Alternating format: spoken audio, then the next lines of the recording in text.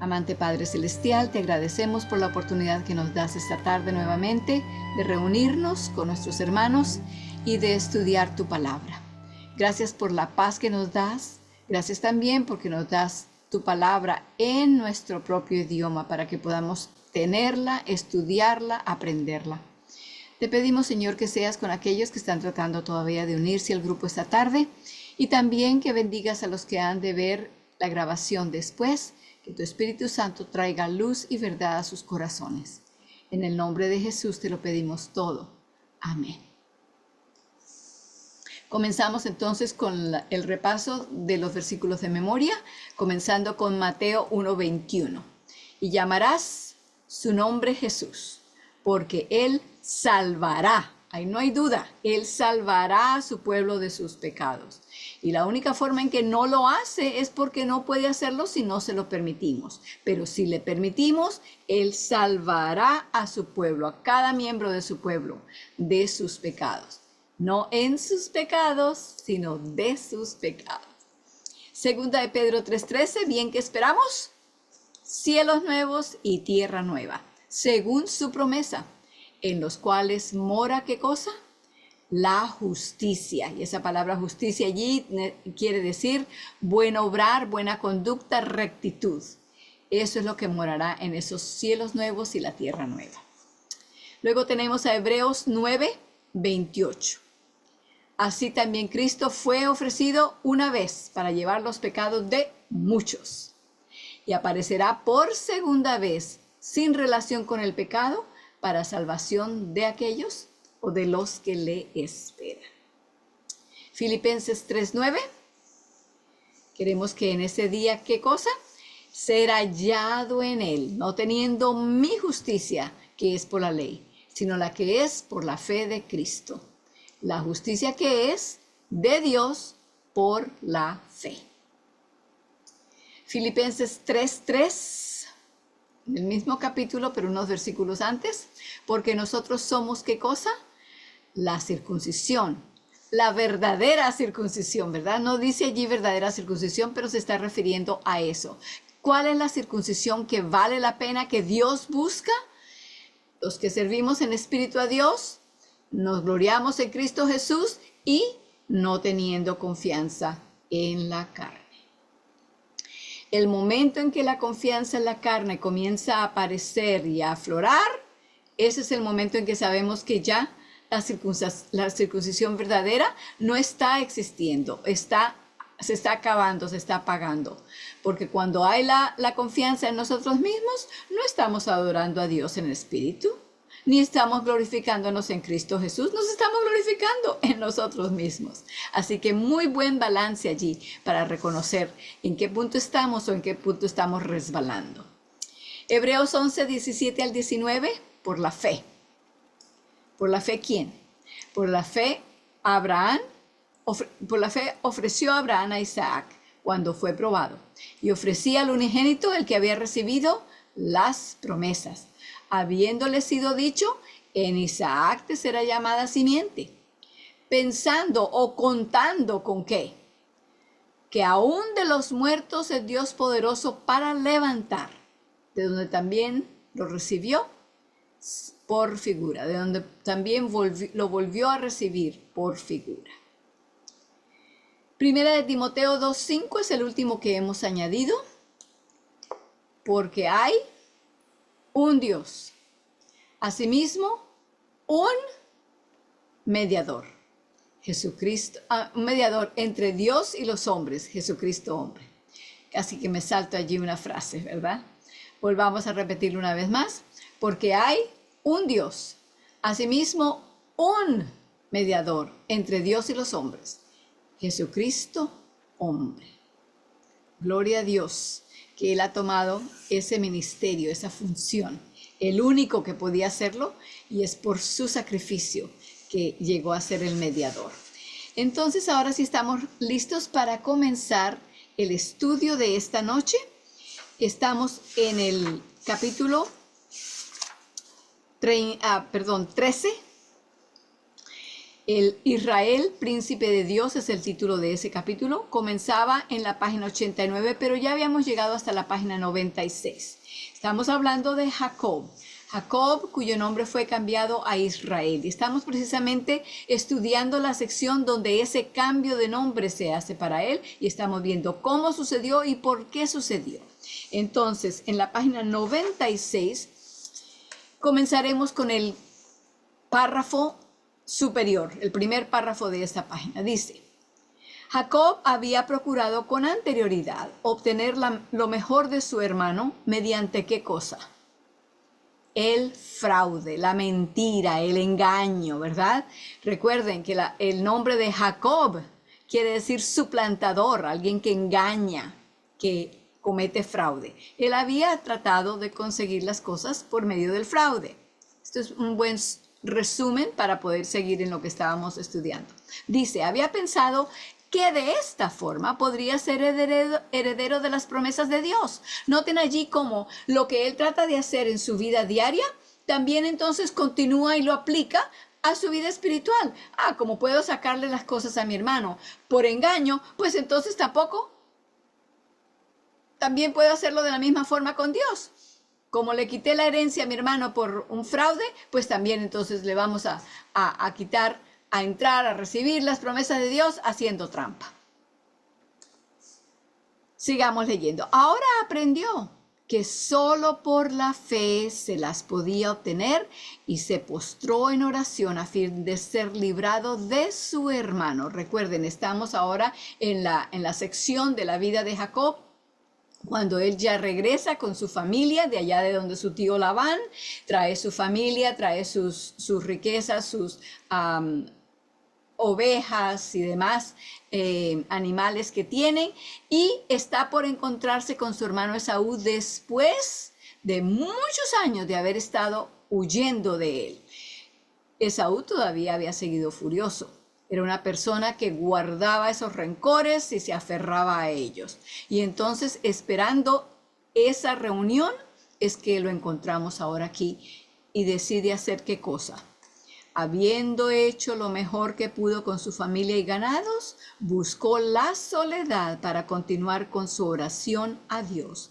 Reconoció que no era digno de nada y que abandonado a sí mismo perecería. Él sabía que por sí mismo no había otro final para él. Y eso no es solamente para Jacob. Para cada uno de nosotros, si seguimos nuestras propias motivaciones y opiniones y maneras de pensar y sabiduría, allá es donde vamos, porque eso es todo lo que tenemos.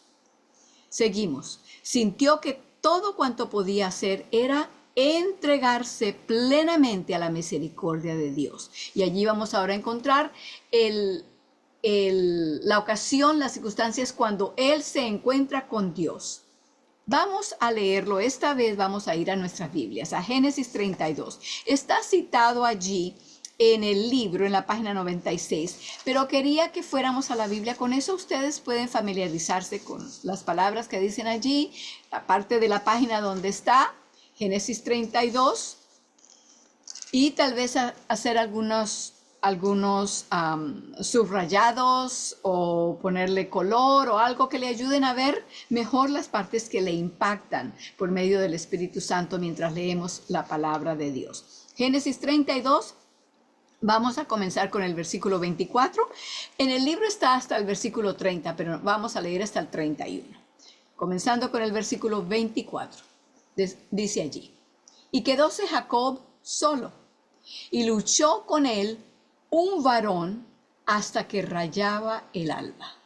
Rápidamente, en un solo versículo se nos dice lo que pasó toda la noche, ¿verdad? Pero no fue así de rápido para él. Sigamos leyendo el 25. Y como ¿vio quién? Vio el varón, el que lo había atacado. Como vio que no podía con él, tocó en el sitio de encaje de su muslo y descoyuntóse el muslo de Jacob mientras con él luchaba. Y dijo: déjame. Esto fue el varón que estaba con él. Le dice: déjame, que ya raya el alba. Y él le dijo: no te dejaré si no me bendices. Había batallado con él hasta ahora, pero cuando le deslocó le dislocó el muslo, él se dio cuenta que no era cualquier persona, que no era un ser humano, que era un ser celestial. Versículo 27, y él le dijo, ¿cuál es tu nombre? Y él le respondió, Jacob. O sea, le respondió, mentiroso, tramposo, embustero, suplantador. Y él le dijo, el varón le dijo, no se dirá más tu nombre Jacob, no serás más mentiroso y tramposo, sino Israel. ¿Qué quiere decir Israel? Porque has peleado con Dios y con los hombres y has vencido.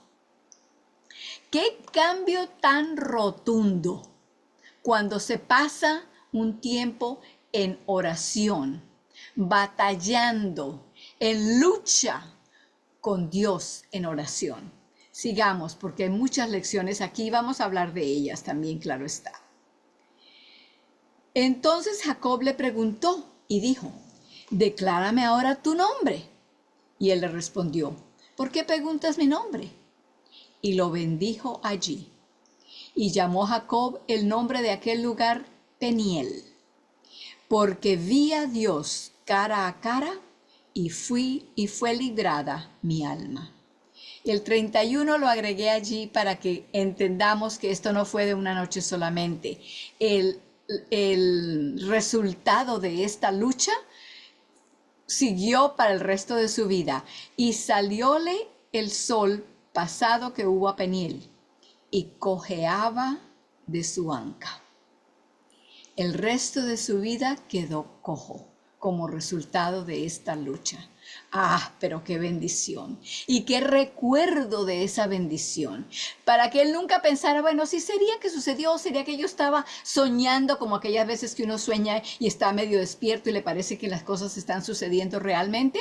Le quedó aquello como señal de que había sido real, de que no había sido simplemente algo que se había imaginado, sino que Dios había estado allí, le había bendecido y había puesto su sello de aprobación sobre el cambio, la transformación que había ocurrido. Vamos ahora a seguir el párrafo que está después de la cita de Génesis en su libro, o sea, el tercer párrafo de la página 96. Dice, por favor, subrayen la primera línea y media. Muchos hablan frecuentemente de luchar con Dios en oración, tal como hizo Jacob. Sí se habla, dice, debemos de luchar con Dios en oración. Muchas veces, y recuerdo esto mucho de parte de mi mamá. Mamá podía tener un problema, una situación, algo que estaba trayendo a su mente ese deseo de la victoria o de una bendición para alguien en especial. Y ella decía, esta batalla se pelea de rodillas. Y cuán real es que así fue como peleó Jacob la batalla contra su propio carácter y contra lo que había hecho en contra de su hermano y contra los rasgos de carácter que había tenido como hábito por años y años se había practicado. La lucha con el Señor no era de ir a agarrarse a puños con su hermano, ni de ir a quitarle las cosas por trampa. No, era en las rodillas, de rodillas con Dios. Seguimos allí. No hay evidencia de que Jacob supiera que era el Señor con quien estaba luchando, sino hasta el amanecer, cuando su contendiente le dislocó la cadera. El ángel se le apareció como un hombre. Y Jacob pensó sin duda que estaba siendo víctima del ataque de algún ladrón. También yo agregaría aquí, es posible que él pensó que era Esaú el que estaba allí, el que lo había encontrado de noche. La pelea era de vida o muerte. O ganaba y tenía la vida, o perdía y moría. Sigamos. Bien podemos suponer que Jacob estuvo toda la noche en su amarga agonía.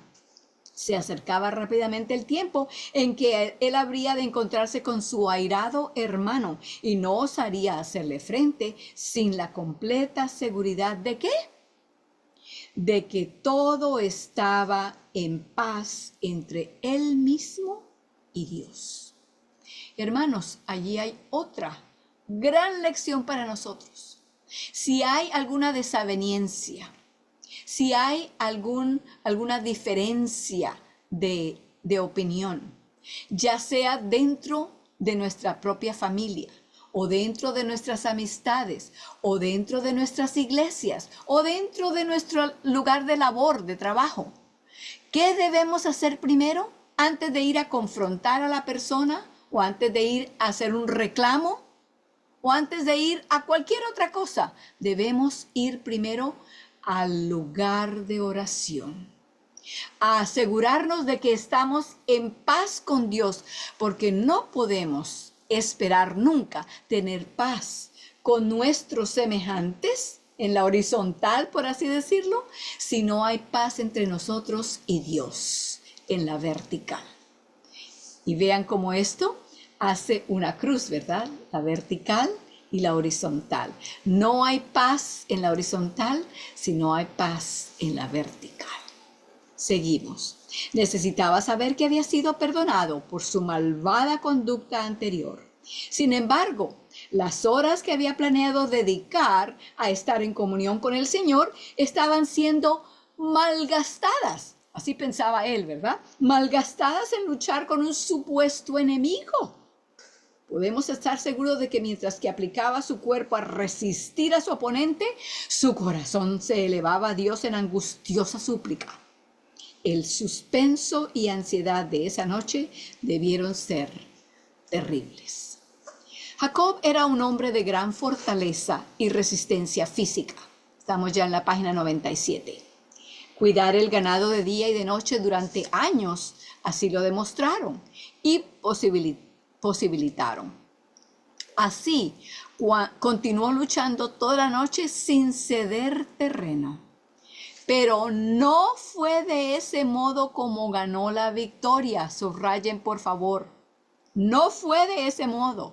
No fue luchando con su fuerza, con la energía que tenía, con los músculos que había desarrollado durante años. No.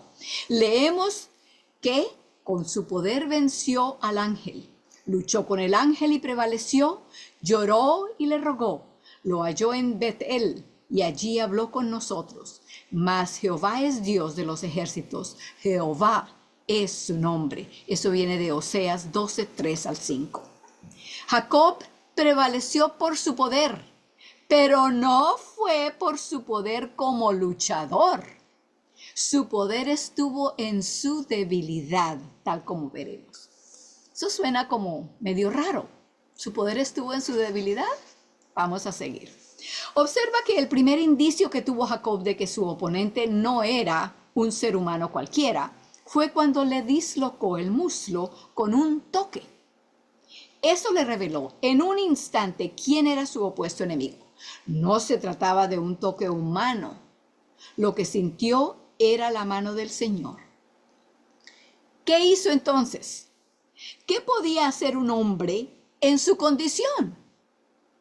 Imagina a un hombre luchando, un hombre cualquiera luchando con cualquier otra persona, al que de repente se le disloca una articulación principal de una de sus piernas. Habría significado caer al suelo. No se puede más. Si a uno se le disloca la rodilla o el tobillo, lo que sea, enseguida cae. No hay manera de mantenerse en pie. Seguimos. Aún en el caso de que hubiera sido encontrado simplemente caminando o puesto de pie, hubiera caído con la dislocación, ¿verdad? Eso le habría sucedido ciertamente a Jacob si no fuera porque se aferró inmediatamente al Señor con firmeza. Por favor, subrayemos eso. Yo estoy segura de que muchos de ustedes ya lo han hecho. Leámoslo otra vez. Eso le hubiera sucedido ciertamente, por seguro, a Jacob, si no fuera porque se aferró inmediatamente. No se esperó, no dijo voy a dar unos pasos, voy a esperarme unos minutos. No, inmediatamente al Señor con firmeza. Hermanos, allí está el secreto de la victoria. Cuando sentimos que no hay salida, cuando vemos que el problema se está agrandando, nos está achicando, ¿qué es lo que debemos hacer? Aferrarnos al Señor todavía más. Eso sentimos como que estamos perdiendo la cadera, la rodilla, el tobillo, estamos cayendo. No hay redención en lo que estamos haciendo. Aferrémonos al Señor. Allí está el secreto. El secreto de la lucha de Jacob con el ángel. Seguimos. De forma automática se habría sido de lo primero que encontrase, pero la constatación de que allí estaba aquel, con una A mayúscula, ¿verdad? Aquel con quien tanto había deseado encontrarse, hizo de su acto de asirse de él algo mucho más que meramente instintivo. No fue simplemente que se agarró de él porque no había nada más de qué agarrarse. No, no lo iba a dejar ir. Este era el Señor. Él había comprendido esa dislocación de su coyuntura. Simplemente significaba, este es Dios. Me aferro a Él. Había llegado su oportunidad y no la dejaría escapar. Que Jacob dejó inmediatamente de luchar y se aferró al Señor es evidente, no solo porque eso es lo único que podía hacer, sino también por la palabra del Señor. ¿Qué le dijo el ángel? ¿Qué le dijo el Señor? Déjame, suéltame. No, respondió Jacob, no te dejaré si no me bendices. Era un asunto de vida o muerte. Su vida y salvación dependían de que se aferrase al Señor. La expresión déjame tenía por único objeto, ¿qué cosa? Probarlo. Dios no estaba tratando de deshacerse de él ahora que le había ganado la lucha deslocándole la cadera. No quería deshacerse de él y irse. No, estaba ayudándolo a que se aferrara todavía más. Le estaba dando más razón para que con más fuerza buscara la victoria. Pues Dios no desea abandonar a ningún hombre. Por favor, subrayen la próxima línea y media. Jacob estaba ciertamente determinado a encontrar la bendición y prevaleció. Ganó. Fue por su fortaleza por la que prevaleció, pero se trató de la fortaleza de la fe, no la fortaleza de sus músculos y su esqueleto bien fuertes, no. Cuando soy débil, entonces soy fuerte. Vamos allá a ver este secreto. Segunda de Corintios, capítulo 12, versículo 10. Pero vamos a leer el 9 y el 10. Segunda de Corintios. En el Nuevo Testamento, después de Mateo, Marcos, Lucas, Juan, Hechos, Romanos, Primera y Segunda de Corintios. Segunda de Corintios, capítulo 12. Aquí encontramos al apóstol Pablo, quien ha estado batallando por mucho tiempo batallando en oración. Es más, les puedo mostrar eso, creo que está en el versículo 7. Dice, y porque la grandeza de las revelaciones no me levante descomedidamente, me es dado un aguijón en mi carne, un mensajero de Satanás que me abofetea para que no me enaltezca sobremanera. Versículo 8, por lo cual 3 veces he rogado al Señor que se quite de mí. No que 3 veces dijo, ay Señor, quítame esto. Esto quiere decir que luchó en oración con el Señor. 3 veces. Y la respuesta fue, versículo 9. Y me ha dicho, bástate mi gracia. No nos dice aquí el apóstol Pablo cuál era ese aguijón, ese problema por el cual él oró 3 veces. Algunas personas piensan que puede haber sido un problema con sus ojos. La vez que se encontró cara a cara con el Señor en el camino a Damasco y una luz muy brillante, la gloria de Dios brilló sobre él y él cayó del caballo casi como muerto. Él quedó ciego después de eso por 3 días y luego Dios envió a una persona para que le recobrara la vista. Pero puede haber sido que quedó con algún problema de los ojos.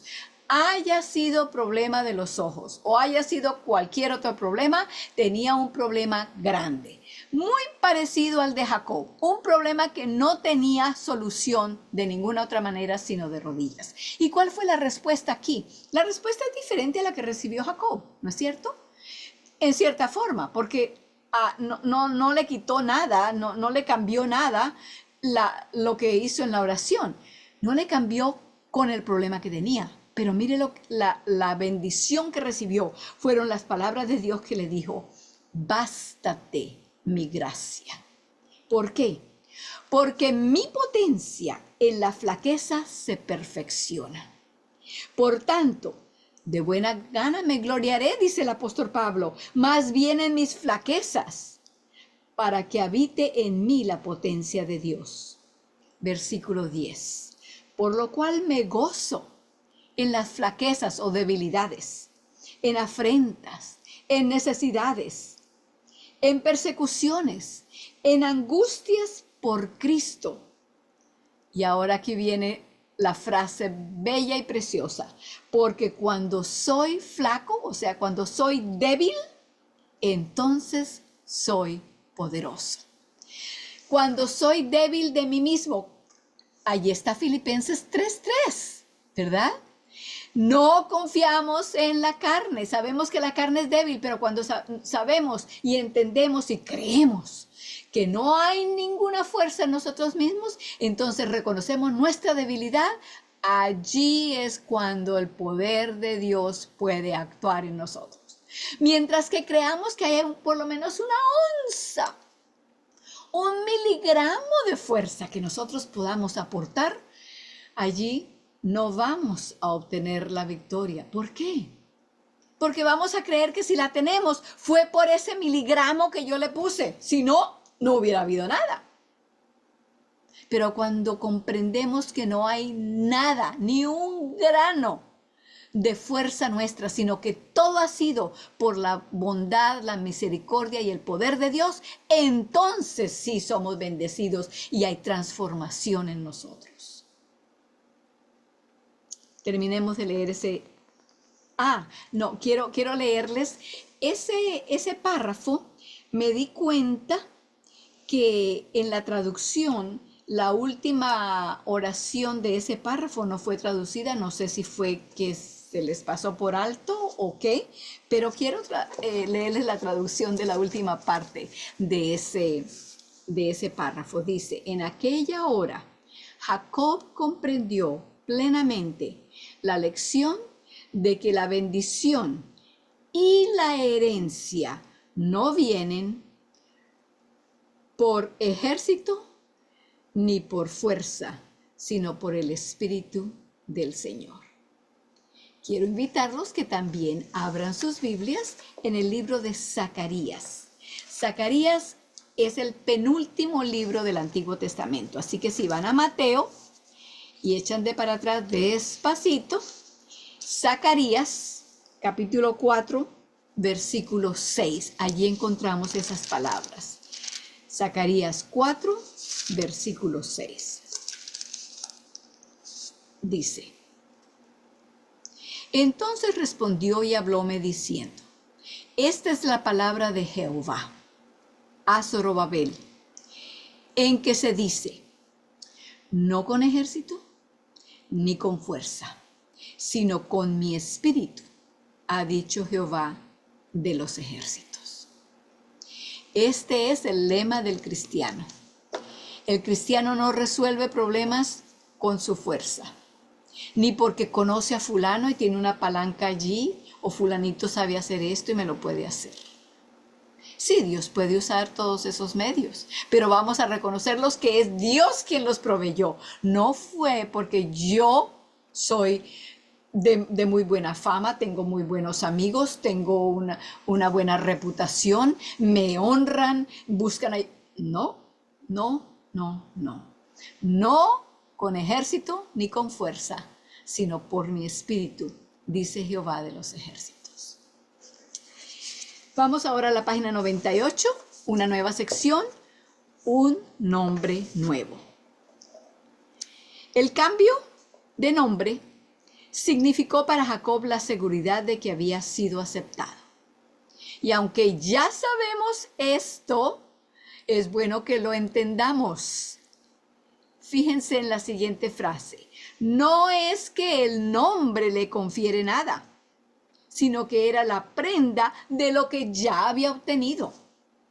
¿Qué vino primero, el cambio de nombre o el cambio de carácter? El cambio de su carácter, el cambio de su corazón. Había entendido que sus mentiras, su falsedad, todo lo que había hecho no era lo que Dios quería. Y cuando él reconoció eso y aceptó la bendición de Dios, entonces como resultado, para que se acordara, para sellar ese cambio, Dios dijo, te voy a dar un nombre nuevo, porque ya no eres la misma persona. Eres otro. El nombre no fue primero. Primero fue el cambio de actitud y de carácter. Y segundo fue el cambio del nombre. Reposando en Dios había cesado de sus propias obras. Ahí está otra vez, ¿verdad? No tenía confianza en sí mismo. Ahí está con otra vez Filipenses 3:3. De forma que no era ya más el suplantador, buscando lograr sus propios fines, sino era ahora el príncipe de Dios, quien había luchado la buena batalla de la fe y se había aferrado de la vida eterna. A partir de ahora se le conocería como Israel. Ahora podía ir a encontrarse con su hermano. Aquel que ha visto a Dios cara a cara no tiene nada que temer del rostro de ningún hombre. Qué bello, ¿verdad? Qué verdad tan linda. El que tiene poder para con Dios ciertamente prevalecerá ante el hombre. Ese es el secreto del poder. Sepa el siervo del Señor que si ha de tener poder para con los hombres, ha de prevalecer primeramente con Dios. Ha de conocer al Señor y tiene que haberse encontrado con Él cara a cara. Al tal, dice el Señor, yo os daré palabra y sabiduría, la cual no podrán resistir ni contradecir todos los que se opongan. Lucas 21:15. Esteban, el mártir, conocía al Señor y estaba en comunión con Él. Y los que odiaban la verdad, que dice Hechos 6:10, no podían resistir la sabiduría y el espíritu con que Él hablaba. ¿Cuál no debió ser entonces su poder para con aquellos cuyos corazones estaban abiertos a recibir la verdad? Si tenemos el poder que viene de Dios, ese poder se manifestará en la relación con nuestros semejantes y traerá entonces la victoria de poder compartir las buenas nuevas del mensaje de Dios con otros. En esa historia de Jacob, volvemos a aprender la forma en la que se obtiene la herencia que Dios prometió a Abraham y a su simiente. Es solamente por la fe. El arrepentimiento y la fe son el único medio de liberación. De ninguna otra forma podía esperar ser participante de la herencia. Su salvación radicaba enteramente en su dependencia de la promesa de Dios. Así es como fue hecho participante de la naturaleza divina. Vamos a 2 de Pedro 1:4. Segunda de Pedro está bien cerca de Apocalipsis. Así que vaya a Apocalipsis y nuevamente retroceda despacio para que llegue a Segunda de Pedro. Está Primera, Segunda, Tercera de Juan y antes de eso, Primera y Segunda de Pedro. Son dos cartas bien pequeñitas, así que no hay muchas páginas. Segunda de Pedro, capítulo 1, versículo 4. Vamos a ver qué es esto de la naturaleza divina. Dice, por las cuales nos son dadas, no está hablando de Jacob, está hablando de todos nosotros, por las cuales nos son dadas preciosas y grandísimas promesas. Sí, no es la historia de Jacob y la forma en que Dios lidió con Jacob y cómo lo bendijo y cómo se mantuvo cerca de él en todo su su huida a casa de su tío, todos sus problemas allá, todo su regreso, el encuentro con su hermano. ¿No es eso lo que tenemos allí? Todas las promesas de que Dios va a hacer exactamente lo mismo contigo y conmigo. Sí, nos son dadas preciosas y grandísimas promesas. ¿Para qué? Para que por ellas fueseis hechos participantes de la naturaleza divina. No quiere decir que nos volvemos dioses, no. Pero participamos, somos partícipes, tenemos parte, tomamos parte de la divinidad de Dios, su naturaleza, su poder de vencer, de victoria. De la naturaleza divina, habiendo huido de la corrupción que está en el mundo. Así es como es la victoria, ¿verdad? Huimos de la corrupción en el mundo que está en el mundo por concupiscencia. La palabra concupiscencia significa sentir deseos o exceso de deseos no agradables a los ojos de Dios. Y de eso está lleno el mundo. Y toda la sociedad y toda la comunicación que existe en nuestro mundo, a nuestro alrededor, está completamente empapada de eso. Pero Dios puede hacernos partícipes de su naturaleza divina, mantenernos separados de eso, aunque estamos en el mundo y practicamos y hacemos y vamos y vivimos dentro del mundo, pero el Señor nos puede mantener separados. Somos del mundo, estamos en el mundo, pero no somos del mundo, ¿verdad? Porque pertenecemos a Dios. Ok, entonces ahora vamos a la última sección de este capítulo. ¿Quiénes son israelitas? Aprendemos también quién constituye Israel. Ese nombre le fue dado en razón de la victoria que obtuvo, nuevamente, ¿cómo? Por la fe.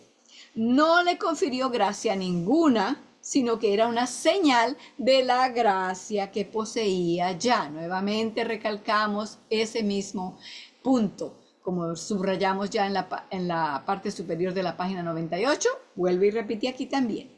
De igual modo, será otorgada a todo aquel que venza por la fe y nada más. Las dos siguientes líneas, por favor.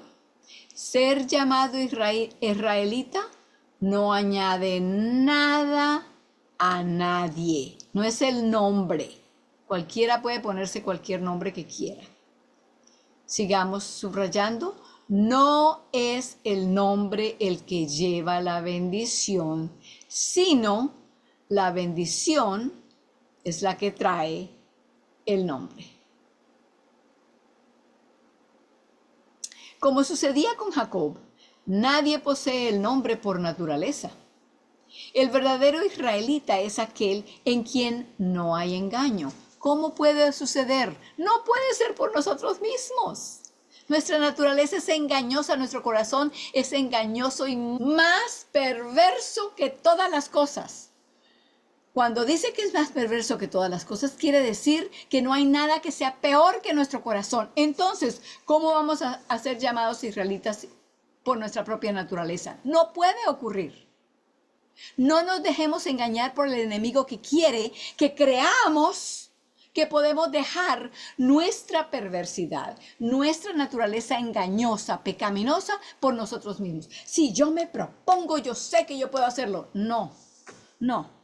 Lo podrás hacer por 2, 3 días, 4, 5 meses, pero no es un cambio de corazón. Por muy fuerte que tengas la voluntad, no podemos. La transformación tiene que venir por la fe en Cristo Jesús. Si nosotros pudiéramos por nosotros mismos, Cristo no hubiera tenido que venir. Y si pensamos o decimos y buscamos encontrarlo por nuestra propia fuerza, estamos simplemente diciéndole al Señor, ¿sabes qué? Viniste para nada. Viniste en vano. No tenías que haber venido. Sigamos leyendo. Dios solo puede complacerse en aquel así. Pero sin fe es imposible agradar a Dios, según Hebreos 11:6. Por lo tanto, El verdadero israelita es aquel que tiene fe personal en el Señor.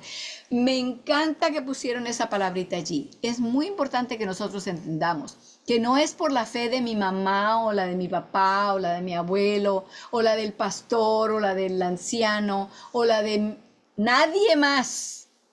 Es por la fe personal en el Señor. No somos salvos por grupos. Cristo no vino a morir solo por el grupo entero. Por cada miembro de la raza humana murió y dio su vida. La dio por ti, por ti, por ti, por cada uno de nosotros individualmente. Y la hubiera dado si hubiéramos sido la única persona que hubiéramos necesitado ser rescatados del mal. Porque no todos, dice allí en la última parte de ese párrafo de Romanos 9, 6 y 8, porque no todos los que descienden de Israel son israelitas, sino que son contados como simiente los hijos según la promesa, los que creen en la promesa de Cristo. El último párrafo, que todo aquel que quisiera ser hallado auténtico israelita considere cómo recibió Jacob el nombre de Israel y comprenda que solo de esa forma es posible llevarlo dignamente. Cristo, en cuanto simiente prometida, tuvo que experimentar la misma lucha. Peleó y venció mediante su confianza en ¿quién? No en sí mismo, en la palabra del Padre. Y por lo tanto, Él es por derecho propio el Rey de Israel. Solo israelitas compartirán con Él el reino, ya que los israelitas son vencedores y la promesa se hace al vencedor. Y aquí cuando dice israelitas no está hablando de los que son de Israel, de allá del pueblo, de la nación, de la patria israelita. No está hablando aquí de naciones, está hablando aquí de aquellos que creen en la promesa que Dios ha hecho, que Él puede y transformará nuestro carácter, nuestras vidas, si creemos en Él. Ese es el verdadero israelita. Esa es la verdadera circuncisión, que adoramos a Dios en el Espíritu, que nos gloriamos en Cristo Jesús y que no tenemos ninguna confianza en la carne. Seguimos. Dice el Señor, de Apocalipsis 3:21 vienen estas palabras: al vencedor le concederé que se siente conmigo en mi trono, así como yo he vencido y me he sentado con mi Padre en su trono. Quiero que terminemos buscando en Apocalipsis 3:12. Algo que tiene en relación con el cambio del nombre. Apocalipsis 3:12. Último libro de la Biblia, 3:12. Dice: al que venciere yo le haré columna en el templo de Dios, y nunca más saldrá fuera. Y escribiré, noten 3 cosas aquí que se van a escribir sobre la persona que será salva, que reinará con Cristo. Escribiré, ¿qué cosa? Sobre él el nombre de mi Dios y el nombre de la ciudad de mi Dios, la nueva Jerusalén, la cual desciende del cielo de mi Dios, con mi Dios. ¿Y cuál es la tercera? Y mi nombre nuevo. Dios nos dará un nombre nuevo, como le dio un nombre nuevo a Jacob, cambiando su carácter. De esa manera misma nos dará el nombre de Dios, que es su carácter.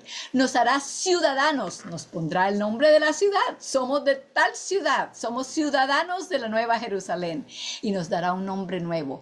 Ese nombre nuevo comienza aquí. El nombre nuevo, el carácter de Dios en nosotros comienza aquí, en la misma lucha que tuvo Jacob con Dios. Es lo mismo que Él desea, que confiemos en Él, que nos sintamos que no podemos pararnos sobre nuestras coyunturas porque no podemos ni estar de pie, y confiar solamente, aferrarnos solamente de Él. No porque la fuerza nuestra sea la que gane, sino porque es la fuerza de Dios la que nos tiene aferrados a Él. Espero que esta sea la experiencia de cada uno de nosotros, y que durante el resto de esta noche pensemos y meditemos en esa preciosa experiencia que Dios quiere que tengamos con Él.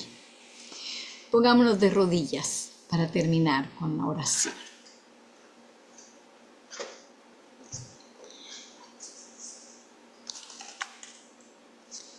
Amoroso Padre Celestial, estamos muy felices de saber que tú quieres tener con nosotros la misma experiencia que tuviste con Jacob. Pedimos, Señor, que cambies nuestro corazón, nuestra mente, nuestro modo de actuar, de pensar, de hacer decisiones, que todo esto llegue a ser cosa del pasado y que tu nombre sea escrito en nosotros desde ahora y para siempre. Confiamos en ti, Señor, porque hemos visto evidencia tras evidencia de tu amor hacia nosotros. Y por lo tanto, en el nombre de Cristo Jesús, recibimos el nombre que Él quiere darnos. Que no nos llamemos cristianos solamente por nombre, sino que el carácter de Cristo sea el que reine en nuestros corazones. Te lo agradecemos en el nombre de aquel que se dio por nosotros, Cristo Jesús. Amén.